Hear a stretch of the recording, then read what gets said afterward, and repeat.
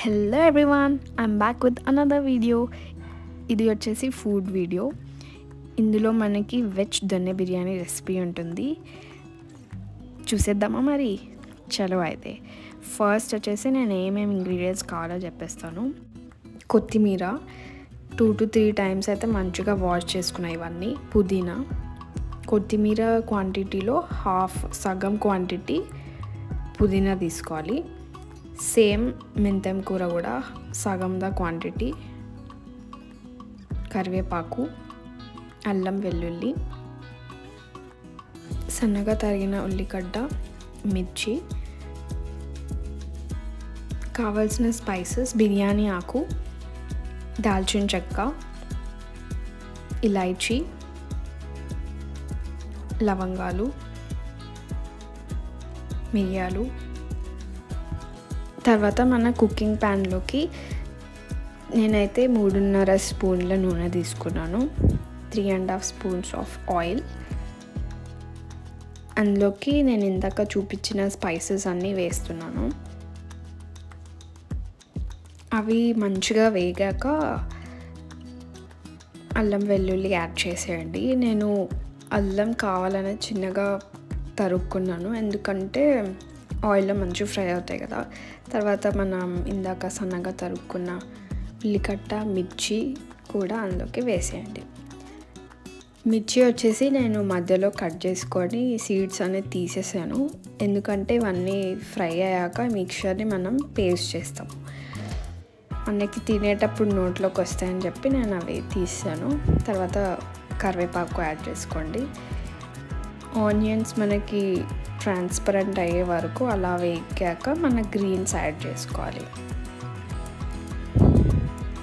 కొత్తిమీర, పుదీనా యాడ్ చేసి అవి కొంచెం వేగాక తర్వాత మెంతం కూర వేసుకున్నాను. దొన్నె బిర్యానీ అనేది కర్ణాటక సైడ్ ఫేమస్ అన్నమాట. మనకి ఇక్కడ హైదరాబాద్లో కూడా చాలా రెస్టారెంట్స్ అయితే ఉన్నాయి దొన్నె బిర్యానీ సర్వ్ చేసేవి. అయితే ఈ బిర్యానీ చిట్టి ముత్యాలు రైస్తో చేసుకుంటారు. నాకు అవైలబుల్ లేక నేను నార్మల్ బాస్మతి రైస్తో చేశాను. బట్ మీకు అవైలబుల్ ఉంటే చిట్టి ముత్యాలు రైస్ అయితే వాడచ్చు. సో మనకి ఈ మిక్చర్ అంతా మంచిగా వేగిపోయాక అది చల్లార్చుకొని గ్రైండర్లో వేసుకొని పేస్ట్ చేసేసుకోవాలి. అవసరమైతే మధ్యలో వాటర్ కూడా యాడ్ చేసుకొని మంచిగా పేస్ట్ చేసుకోండి. తర్వాత మన వెజిటేబుల్స్ పెరుగులో మ్యారినేట్ చేయాలి. కుకింగ్ ప్రాసెస్ స్టార్ట్ చేసే ముందు మీకు గడ్డ పెరుగు అవైలబుల్ ఉంటే అది తీసుకోండి, టేస్ట్ ఇంకా బాగా వస్తుంది. నాకు లేదు, సో ఇంట్లో ఉన్న పెరుగు యాడ్ చేశాను. తర్వాత మన కుకింగ్ ప్యాన్లోకి 3 స్పూన్స్ ఆఫ్ నెయ్యి, స్పైసెస్ వచ్చేసి సేమ్ దాల్చిన చెక్క, లవంగాలు, ఇలాచీ, బిర్యానీ ఆకు, మిరియాలు, ఎండుమిర్చి, పచ్చిమిర్చి, మనం ముందుగా మ్యారినేట్ చేసి పెట్టుకున్న వెజిటబుల్స్ కూడా యాడ్ చేయాలి. ఇవి కొంచెం సేపు కుక్ అయ్యాక ధనియాల పొడి, ఉప్పు, పసుపు, కారం ఇవన్నీ మంచిగా వేసేసుకొని ముందుగా మిక్సీ పట్టుకున్న మిక్చర్ని యాడ్ చేసేయండి. తర్వాత తగినన్ని వాటర్, రైస్ ముందుగా సోక్ చేసి పెట్టుకున్నాను నేను రైస్, అది కూడా యాడ్ చేశాను. ఇక్కడే మనం ఉప్పు కూడా చూడాలి, తగినంత ఉప్పు ఉందా లేదా చూసుకొని ఇంకా మూత పెట్టేసేయండి. ఒక 15 minutes కుక్ చేశాను నేనైతే.